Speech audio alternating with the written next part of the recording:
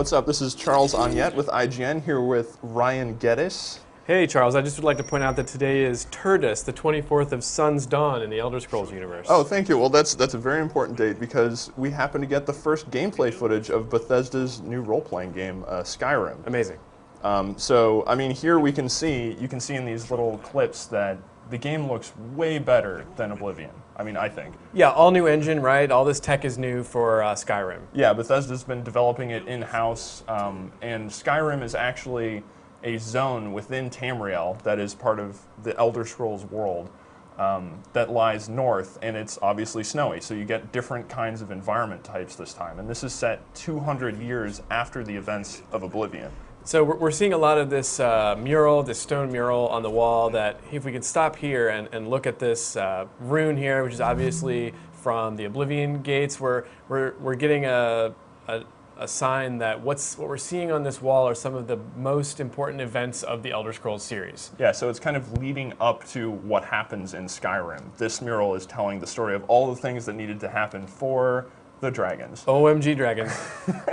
Here he is. We see multiple dragons here. We're assuming the big one on the left here is this sort of major dragon god guy who's been around for a really long time and who's wiped out humans in the past in this region, and all signs are pointing to him being reborn along with all the other dragons coming back to terrorize Tamriel and Skyrim in particular. Yeah, and so what you wind up playing as is you are one of the Dragonborn, which is part of the story also told on this mural.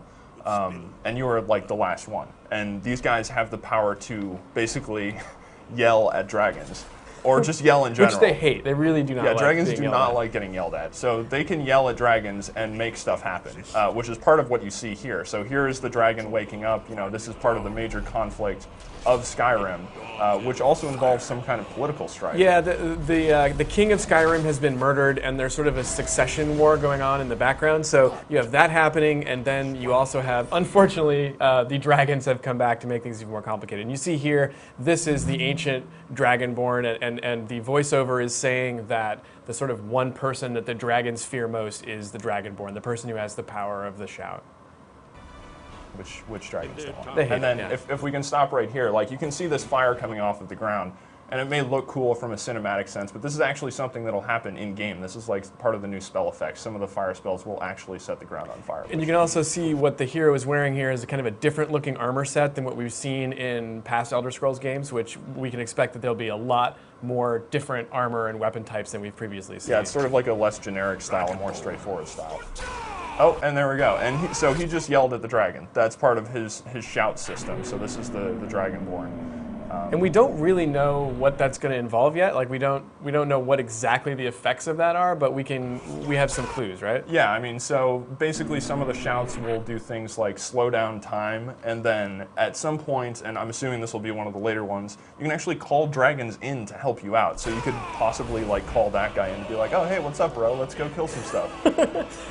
Actually, so if we could rewind a little bit here, we see this beautiful city in Skyrim, and this is called Markarth, if I'm pronouncing that correctly. I probably am not. Well, I want to point out in the very lower left-hand corner of the screen here, we've got a dude just kind of strolling along this bridge here, and that gives you a sense of just the kind of scale that we're seeing in this huge city. And we also know that this isn't the only giant city that we're going to be seeing in Skyrim. Yeah, there's actually 5, which is a lot more than we saw in Oblivion. Here's another one. Actually, I want to go back a little bit though, because when we move through the forest here, see that head right there on the sort of in the middle distance?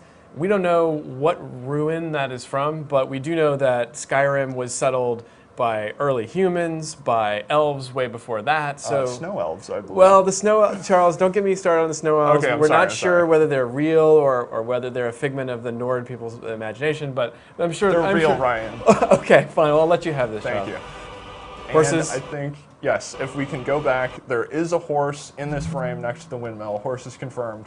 I think that the horse is not wearing horse armor. I mean, I'm assuming he's tied up outside of a horse armor shop so that he can be armored. Otherwise, why would he go out into the world? Yes, I mean, it's so dangerous. Horse armor DLC confirmed. I do want to rewind just a little bit. If you look in the far background, you can see a ship there kind of in the haze. And we don't know for sure which city this is, but we do know that there's city called Hafengar, which is a big port city in Skyrim. Also, quick note, that is the home of the famous Bard's College there in Hafengar. So, you know, if you're playing as a bard, you'll hang out. Sounds like a beer garden.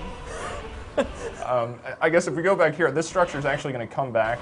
Yeah, this spiny structure. It's going to come back at the end of the video, but this could be the Thousand Stair, I guess, which is at the... Yeah, we don't know for sure, but it would make sense. The 1,000 steps lead up to the throat of the world, which is the highest point in Skyrim, and it's sort of like a sacred place to the people of Skyrim, where whence the shouts emanate with the graybeards and such. Maybe we've been watching this trailer a bit too much. I have been watching this for like 24 hours. So. This is very cool. We'll see that again later in the trailer.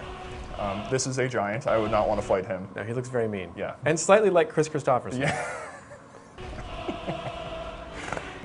So, yeah, I mean, you actually will fight a dragon, assuming this is not just, like, for cinematic effect. Like, you can go toe-to-toe with the dragon. Like, you're not going to have to hide behind a rock and shoot arrows and, you know, cross your fingers that the dragon doesn't notice that it's getting arrows in the face. Yeah, this guy just put a sword on a dragon's face. And you can see, like the dragon reacts, like, his face goes back, the blood comes off his sword, and he's blocking, and he's really mixing it up. And we'll see a little bit more of that later in the trailer. Yeah, and I mean, here we get a sort of a Bioshock 2 type of sense of like what they're doing with equipping weapons and magic, where you can actually see the magical effects on your hand there as you go towards the Frost Troll, in addition to having a weapon out at the same time. And it'll be really interesting to like play around with that like further into the game. And then beyond this, we see like another style of gameplay, like if you want to be a sneak attack type of person with a dagger, and go into bars with a clearly oblivious clientele. I don't know what those people are doing over there. Is this bard a student at the Bard's College? We don't know. He could be. Yeah, I mean, he could have been at the beer garden.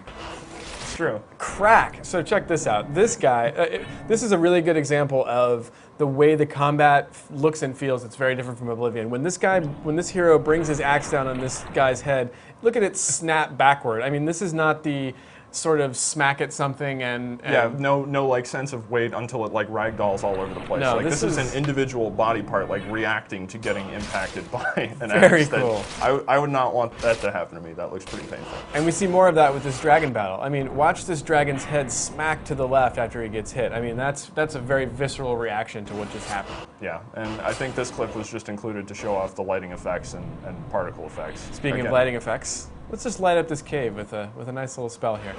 We see the dual wielding again, where he's got a wand in one hand and a sword in the other. Yeah, and again here where he's got a dagger and a sword during this fight, where you can see there's a lot more movement to the combat. I know there is a third-person mode in this game again, although probably most would play in first, but I mean you can see the enemy kind of staggering around as he's getting impacted by these sword slashes.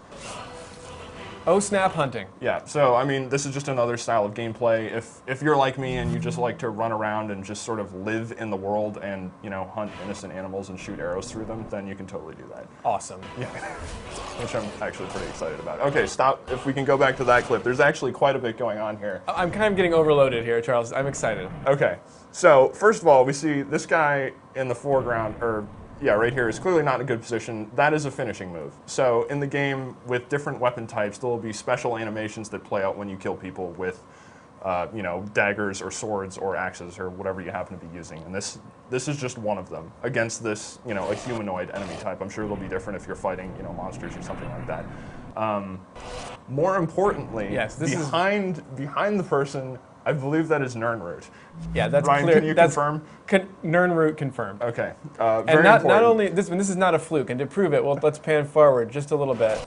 There's another one in the background. Oh, more Nirnroot. Yeah, so this is clearly, and Charles, as you pointed out, they do love to be by the water, don't they? They flourish there.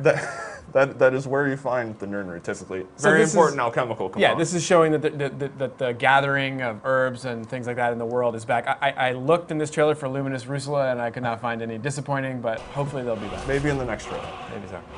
This guy doesn't mess around when it comes to fighting dragons, no, clearly. I hope I get to play as that guy who can one-shot dragons who fly by in midair, because that's a pretty epic headshot right there. Let's assume he was hurt a little bit already. I don't know, he seems okay. He's just sort of heaving.